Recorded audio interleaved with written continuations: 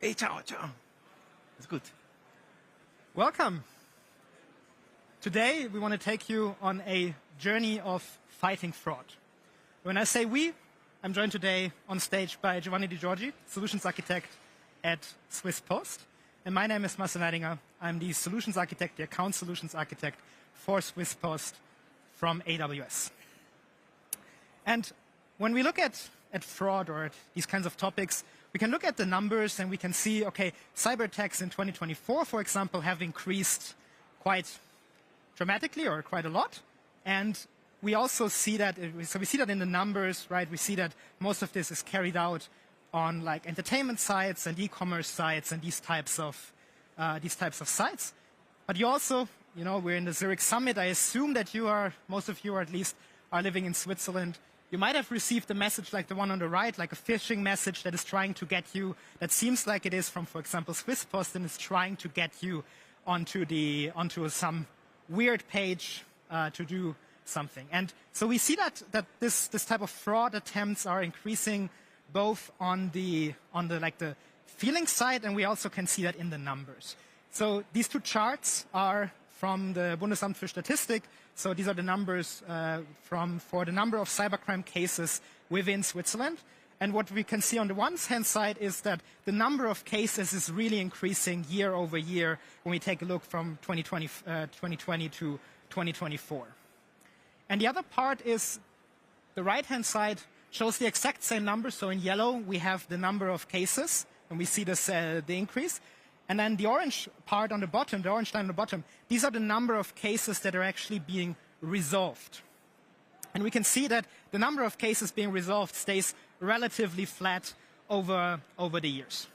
Now, one of the companies that is not immune, of course, to these types of attempts of cybercrime on their platform and this type of fraud is Swiss Post. So, Giovanni, tell us a bit about that. So thank you very much, Marcel. And thank you for the not so encouraging introduction about the cybercrime. At Swiss Post, we, as you said correctly, we are not immune to the frauds. And usually it's perpetrated by fake accounts and fraudulent addresses. And these activities, of course, cost us a lot of money. It has a huge impact financially. And in the meanwhile, cybercrimes are getting more and more sophisticated. So we are always fighting the new problems. And that's why we have to face growing need for strength, improve our defenses and getting better in security. So now the question is, how do we solve that? But before starting with the new approach, let me introduce you to the verification flow. So something that we have in Swiss Post. And how does it actually work? So nowadays, it starts by the Swiss ID. So you go on the platform, you create your Swiss ID. Then you have to put your address, which is verified by our services. So we can see if the address is legitimate or not. So if it's existing or not. And after that, you send out a letter. And after 1 to 2 days, you receive the letter. And you can go back to the platform and continue the verification flow. So at this point, you have a verified account. Essentially, we are sending the letter to everybody. So the physical letter is sent to everybody. So we realized that, of course, we had to rethink about this approach. So we had to rethink this approach. Because nowadays, the people, when someone is trying to create a new account, their expectation is slightly different. So first of all, they want that the account is activated immediately, so they don't want to have to wait. But of course, there is still the need of the security. To the other side, they expect a smooth and digital flow. So no paperwork and no unnecessary frictions. And finally, and most important, the user experience needs to be better. So we need to improve that. Because if the process is slow or complicated, we have a drop-off of people, so they don't finish the flow. And then they don't conclude their sign up. So how did we redesign the process to fulfill these expectations? Let me walk through the activation flow. So the flow still begins like before, so we have still the account creation and the address verification. But there is a difference now. We introduced instead of sending the ladder, we introduced the trust score, which is generated by our machine learning model. And this score comes from the Information Reliability Service. That's also the name of the talk, IRES. And if the score is high enough, you can continue directly to the identity verification, which is done by a selfie and an ID. While if the score is not good enough, you go back to the legacy flow. So you still get the ladder. So this way, we are able to avoid to bother valuable customer with the ladder to the waiting time, and they can go and continue. The valuable customer can continue to the fully verification flow. So now let's see how it's done with AWS. So within AWS, we start with a setup like this. And even though from an architecture point of view, this already looks like not so much, right? There's a lot of work already been done. SwissPost has a very elaborate and very good foundation or landing zone, the cloud foundation, that is already taking care of a lot of things for workload teams like Geos, right? Like workload teams like Giovanni, they don't need to worry about connectivity to on-prem environments. They don't need to worry about certain guardrails that are already in place in order to set up this environment. So that is already part of the governance of the entire company and of the landing zone itself. But as with every data science project, the first thing we will need is data. And if you're coming from an academic background or you've maybe done some trainings on this, the data is typically just there in a file, right? Like we download it from somewhere, we put it on S3, and it's just there. In an enterprise environment, that is not the reality that we are facing, right? In an enterprise environment, you might have something more like this, where we are collecting data from many, many different input sources that we have to consolidate, right? We have data that is spread across different data engines, like database engines like Postgres or Oracle. And we even have some data that might be in, not changing that much, so it's in CSV files somewhere. And it's typically also spread across the on-prem environment and the cloud environment that we are dealing with. And architecturally, what we want to have, where we want to go, what is sort of like the goal picture here, is we want to have something like this. We want to have a data room where all of our data is nicely integrated and nicely accessible in S3 buckets, while always keeping governance and data privacy and data security in mind, of course. And for that, there's two different services that are being used in this environment. The first one is AWS Glue. So AWS Glue is a serverless data integration service, so it lets us run extract, transform, load, or ETL jobs on demand without having to deal with the underlying infrastructure. And one of the key points here is that this is already deployed at scale within SwissPost. So the foundation teams have already made a lot of work into making this available so that, again, Giovanni doesn't have to deal with building the data connectivity and all of these aspects. So they can leverage just that from that point. And the second service is Amazon Athena. So that lets us do serverless data queries using just standard SQL on data that is stored on S3, and we can go wild with the scale, right? We can go up to petabyte scale of data here. And the cool thing about Athena in this context is that it's suitable not only for the programmatic data access that we will need when we are actually building the model, but it is also capable of doing data discovery. So we can do data discovery in the platform without having to download, for example, some data. So let's have a look at how all of these services are integrated in an enterprise environment. Thank you. So you mentioned correctly, Marcia said that we can access the data quite easily. We saw the different services, but how does it work at the enterprise level? Because it's not that simple. So the sharing of data inside of the enterprise is not that simple. And accessing the data collection usually requires following specific flows and processes. So, for instance, we are never downloading the data locally, so the data cannot leave the platform. So in this illustration, which is actually generated by AI, we like to make the analogy with the library. So think about a library where you have different rooms, and the rooms are dedicated to, so these data rooms are dedicated to specific topics. And like the books that you can read and you can consult in the library, you cannot take it away. The same way the data can be consulted but cannot be extracted. So each room for us represents a distinct domain. And in our case, we created the fraud room for the fraud data. So we were able to gather all the fraud-related data. But as shown, you can have also, it's also possible to design other rooms, like the marketing rooms or something else, for specific scenarios. So these steps enable us to perform the work without the risk of misusing the data or data leaks. And it provides an architectural framework that ensures full compliance with auditing requirements. So now we have collected our data. And the question is, how do we prepare them to bring them to the explorative world, to the Amazon SageMaker? So we started, as said before by Marcel, with the glue jobs, where we are able to collect all the different sources from the Kafka topic to the different DBs. And then we move the data to the S3 buckets, and then we make them queryable through Athena. At this point, we are able to select them, we are able to use them, and do the exploration in Python notebooks in SageMaker. The key point here, what we wanted to stress out, is that all the process is automated. So there is no manual action. So everything is performed automatically. And the data is never copied locally.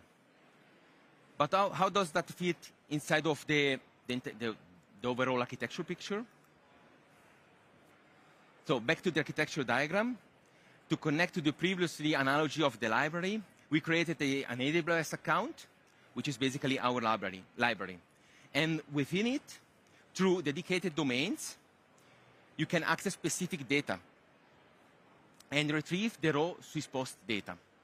So just like you are entering in a room. So in this specific room, you can just see those data. However, with raw data alone, we are not ready to do the training.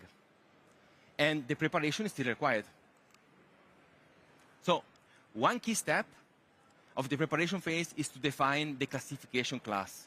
So the target class, what you want really to use for your classification problem. Since this information is not directly available in our raw data, we had to do some data enrichment and derive it from the expert knowledge. Here is how it works. So the expert review the cases, so they receive the cases, they can review them, and then they basically can tag the different cases and create comments. So after the comments, we are able to label the data and to distinguish between fraudulent and non-fraudulent profile. With this, we obtain the dataset ready for the training model. So the next question, of course, you're thinking about that. Which model is the most effective to extract the data that we need, to extract the insight that we need? So at the beginning of the project, if you ever worked with data and data mining, you know that, you experienced that. At the beginning of the project, we started with some other models, and while experimenting, we changed. So after many trials and retries, we discovered that the most suitable algorithm is the random forest algorithm, and the entire thing was quite an empirical journey at the end. So the core idea behind the random forest, quick explanation, is the core is straightforward. So it builds a large number of decision trees, and then out of the prediction of the different decision trees, it combines them through majority voting and averaging to have a more accurate and stable result. The result for us at the end is a classification, so fraud, non-fraud, and a probability. So we also know how good it is, the classification. Of course, to train such model, we also need the right infrastructure and the right tool. So for that, we used Amazon SageMaker. So what is Amazon SageMaker, and what can we do with it?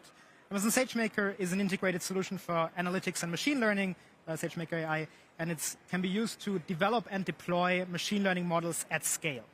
And so we have support for continuous training, for automated retraining, for automation in general with pipelines, and these kinds of things that we might want to do in this project, and we'll come later on to why we actually want to do that. So let's have a look at how that actually works from a high-level workflow perspective, and then we'll go a bit deeper even to show you how such a training job actually functions on Amazon SageMaker.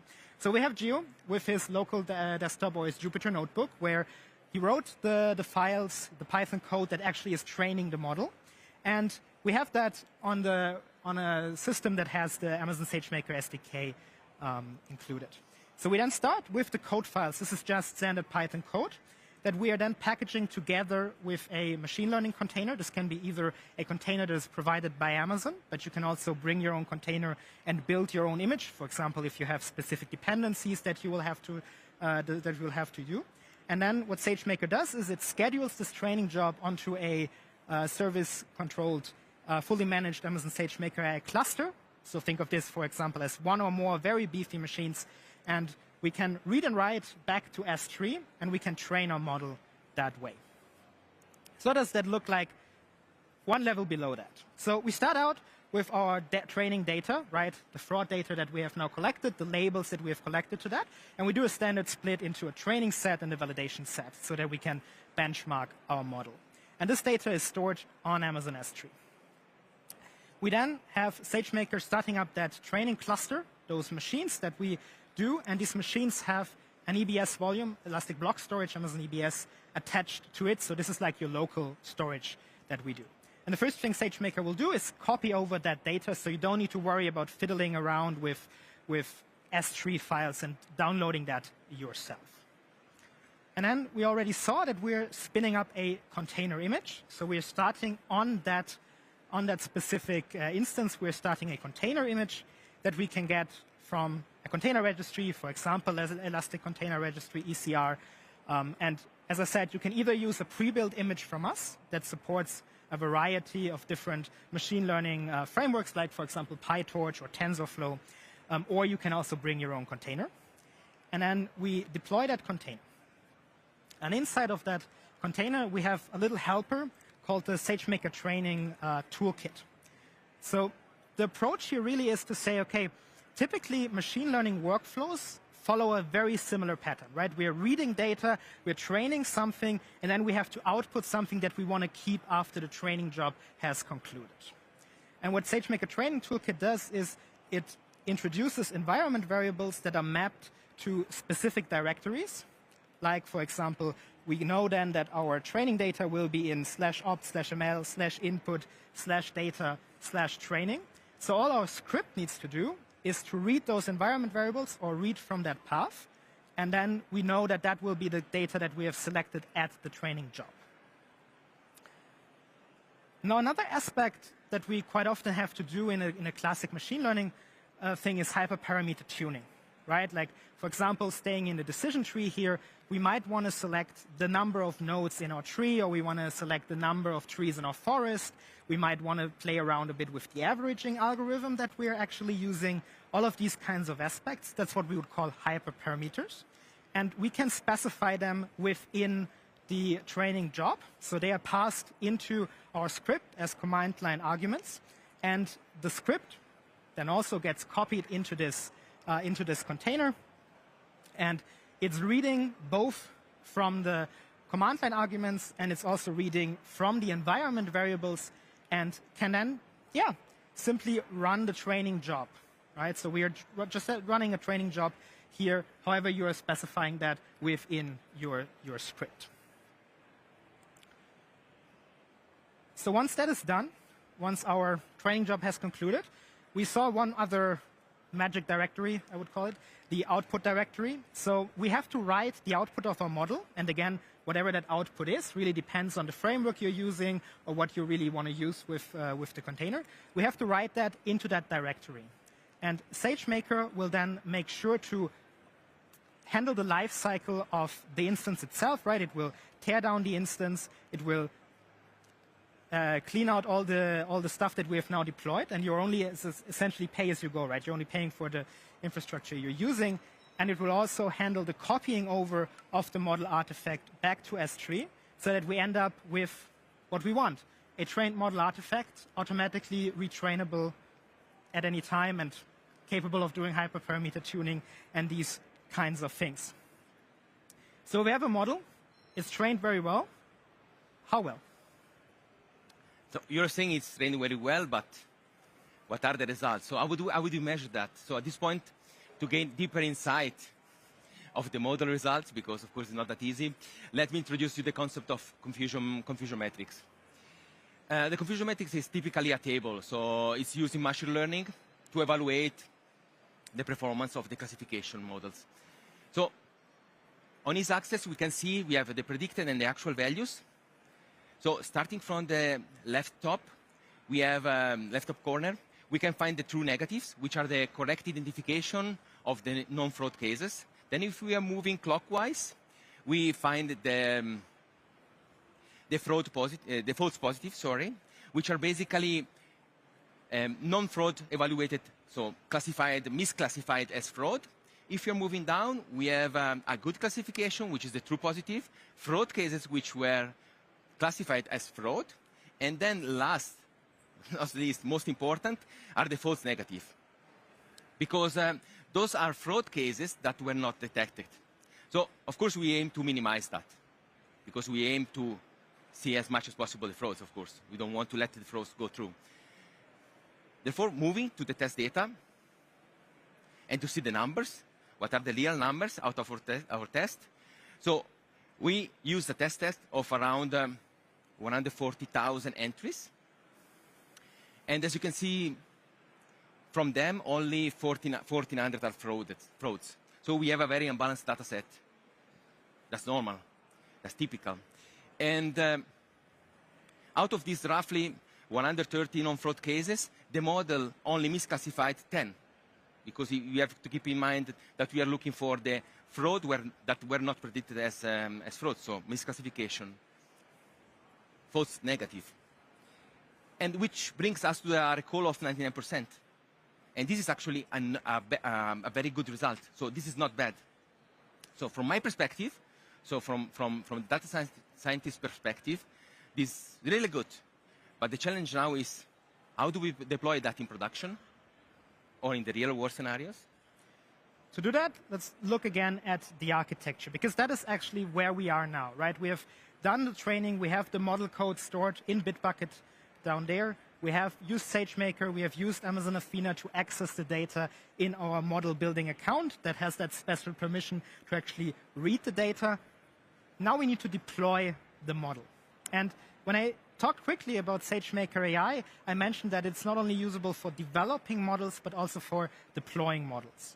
And the option to do that is called SageMaker endpoints. So an endpoint essentially is, you can think of the analogy of a microservice that runs your model for you, and you can send requests to it with the data where you want to get new predictions from your model. And we have different choices of endpoint types. We have asynchronous inference, which lets you do near real-time stuff. For example, if you're classifying a video or things like that, you need large payloads and you need processing times with your model of like 15 plus minutes. We have serverless inference, where we are handling all of the underlying infrastructure for you, and we are only billing you for the runtime. So this is very good for things where you have very unpredictable traffic patterns. You have a spike and then it goes down again.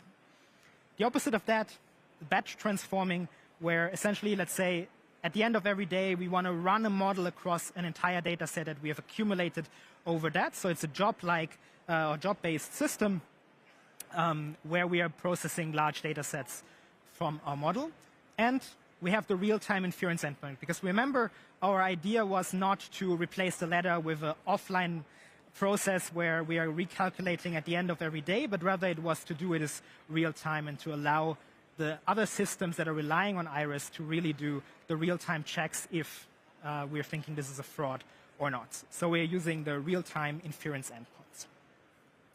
And these endpoints, they work similar to what we have already seen in the training jobs. So we have our client sending input data, so the similar input data to what we have used for training, for example, similarly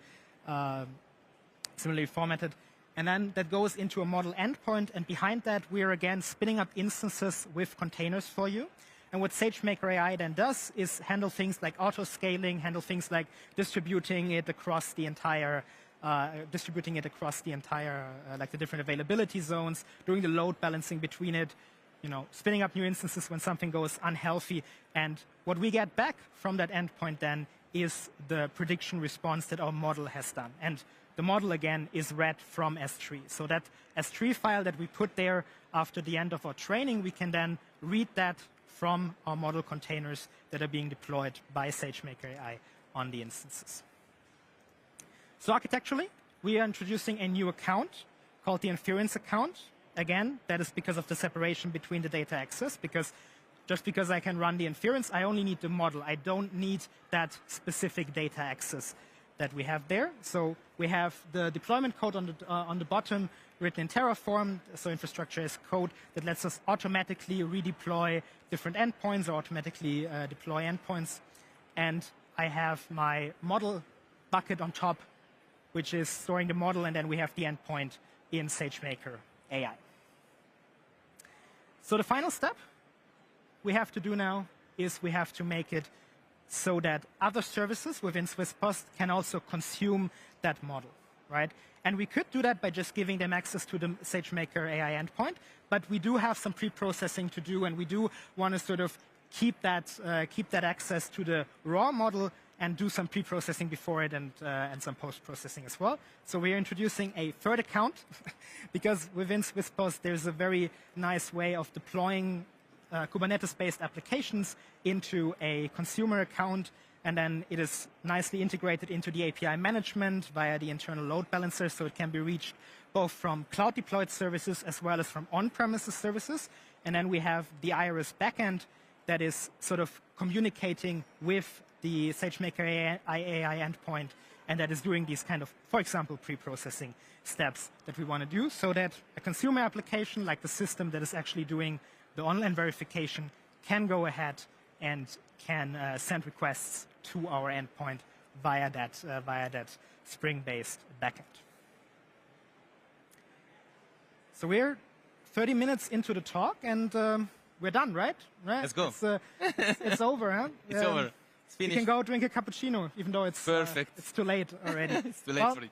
The problem here is, and if you looked at the presentation, we pretty much always stressed that all of this is automated. We always said we have automated data ingestion, we have automated model retraining, we have automated deployment, we have automated essentially everything in here. Why did we do that? Because fraud never sleeps. And that means that we need to constantly evolve our model. We need to constantly do better things with the model as new data comes in, as new expert insights come in, and as maybe we are getting, Giovanni said, experimentation with the model. Maybe the decision tree that we ended up with isn't the optimal choice for this type of workload. Maybe we do need to do something different. That means we need to change the model. But that poses already a pretty big problem, right? Whenever you're doing that, it can be a bit of a headache.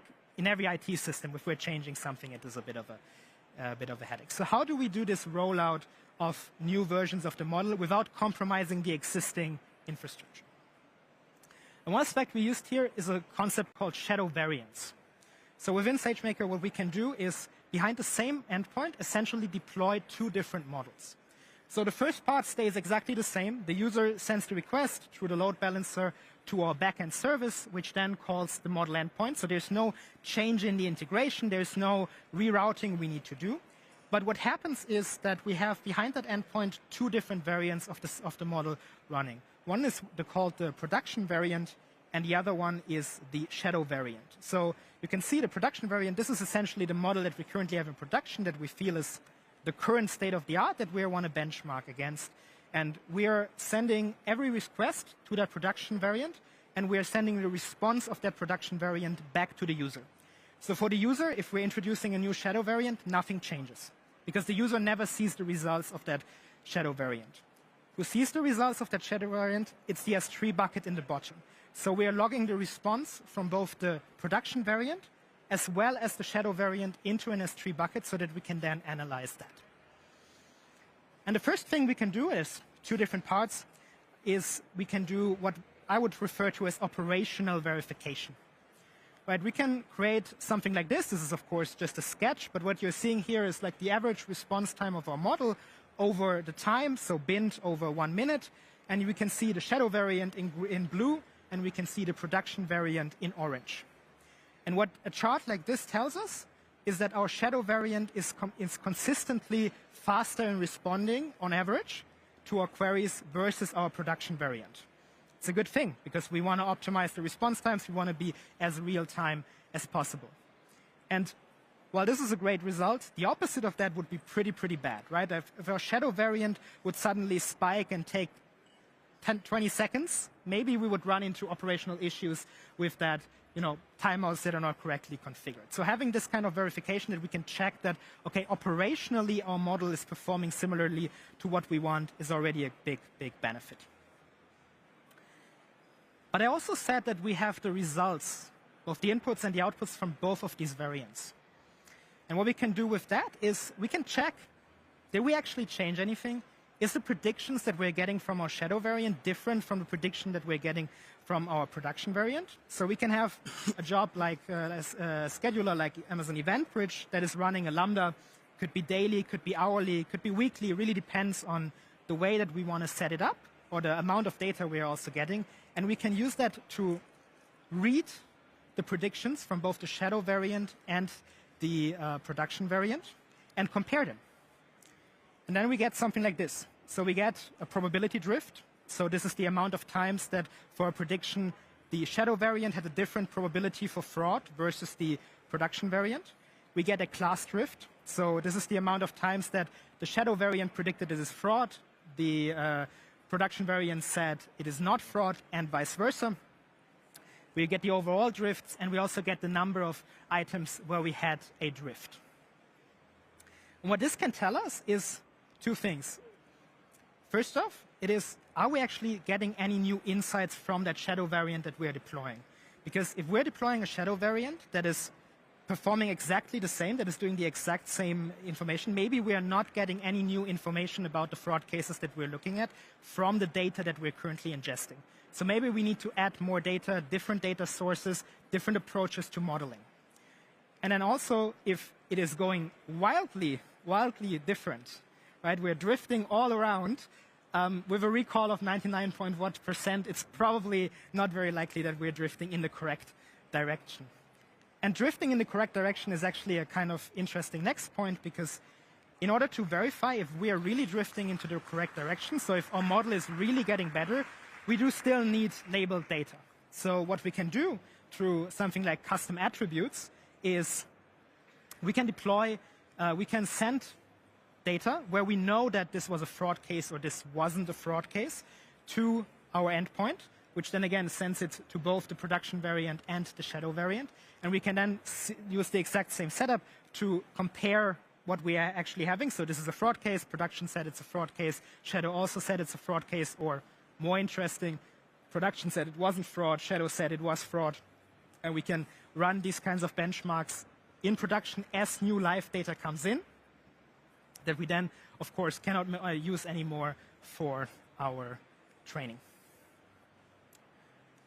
So with that, we now have a completely automated pipeline that we can retrain at will, ingest new data at will, and that we can deploy and test and in production test without actually compromising the user. So let's close with what is in that for the business then. Thank you very much. So we are reaching the end of this talk. So let me wrap up the main takeaways. So the journey really brought us from an academic world to a real-world application. And in fact, the model was successfully implemented. So went live, in the IRES project went live in 2025, so this year. And as Marcel already mentioned several times, we now have a fully automated process to train, to deploy, and to test the new models, which makes our workflow much more efficient and reliable. The integration into the verification flow was successful, so was smoothly, proving that this approach is actually viable and not only theoretically, but is also really operationally viable. And of course, the big question now is, what do the numbers tell us? What are the KPIs? So our results are really encouraging, so they're really good. Just last month, we were able to save 9,000 letters, and that's not only eco-friendly, because of course we are not sending the paper, but think about this number of people of this room not having to wait 1 to 2 days for the verification letter. So it's a huge impact, because it's much faster. It's, we said at the beginning, user experience, much better. And not only that, so we don't stop here, because we reduce the abandon rate by 75%, and we increase the completion rate also by 22%. So all of these tell us one thing. We are moving in the right direction, so this is the right path. But of course, this is not the end of the journey, because thanks to all this automation and this automated flow, we are able to retrain day by day, time by time. Now we really reached the end of it. Let me just give you some takeaways. So first, the classical algorithm could be better than what you think. So they are robust, they're reliable, and could also be much more cost-effective. Second, classical machine learning could be was creating value over decades, and sometimes in many real-world scenarios, it's still state-of-the-art, so we can still use it. Third, thanks to AWS platform, incredible to think we can test in production, so we can really test in production our code. And the last but not least, running the whole infrastructure can cost less than, you mentioned before, a cappuccino, can cost less than a cappuccino in Bahnhofstrasse. Thank you very much. So if you want to build cloud skills, create your free account, and you want to get as good as Gio on building on AWS, create your free account on AWS Skill Builder.